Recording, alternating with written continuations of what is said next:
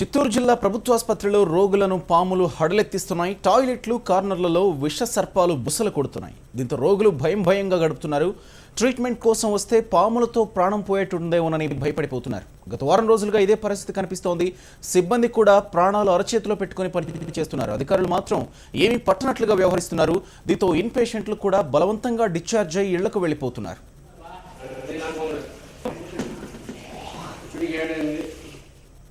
దీనికి సంబంధించిన మరింత సమాచారం మా ప్రతినిధి మోహన్ అందిస్తారు. మోహన్, చెప్పండి, వారం రోజులుగా ఇలాంటి పరిస్థితి నెలకొని ఉంటే అధికారులు స్పందించకపోవడం ఏమనుకోవాలి అసలు?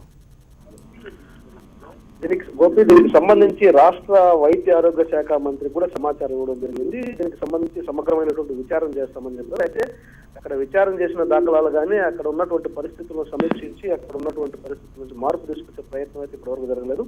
వారం రోజులుగా చిత్తూరు ప్రభుత్వ ఆసుపత్రిలో చేరడానికి అడ్మిషన్ కూడా రోగులు రానటువంటి పరిస్థితి, ప్రైవేట్ ఆసుపత్రుల వైపు వెళ్లాల్సినటువంటి పరిస్థితి, లేకపోతే తిరుపతికి వెళ్తున్నటువంటి పరిస్థితి ఉంది. ప్రతిరోజు కూడా పాముల కలకలం అనేది కనిపిస్తూనే ఉంది.